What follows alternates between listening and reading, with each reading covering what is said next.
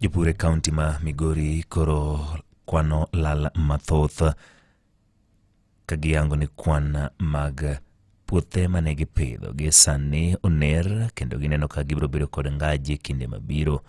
Giyango ni thoth puothe gin mag mosechako tuo kalure ni koth oserem mar chwe.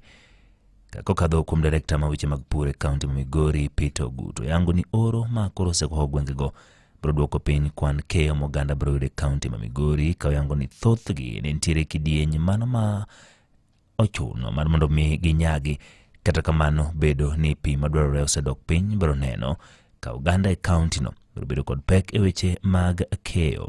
Oro bedo mang'eny sana kendo ma waneno kadhi miyo chambwa tho sana. Jopur nigi tabu mang'eny nikech cham mane gipidho e season ma sani ni mwaluongo ni short range season nenore ni ok dhi timo maber kaluwore gi oro mowuok matek. Koro mae watemo puonjo jopur kendo watemo jiwogi ni cham ma in godo mane ikayo e season mokalo mwaluongo ni long range kik warikni usogi. Ka in gi cham moro matin titem kano nikech waneno ka samoro yuto mar season ok dhi bedo makare.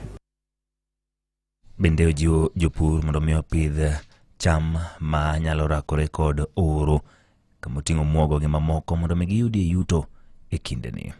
Kaka kaunti gima watimo pile ka pile en ni watemo mondo wa encourage jopur mondo ti gi yore makare mar nwang'o yuto maber.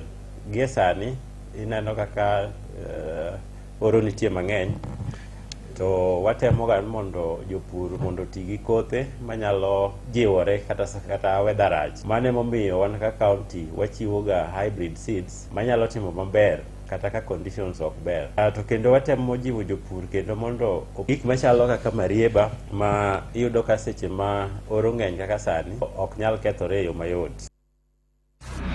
Imedo winjo weche manyien gi Ochieng'.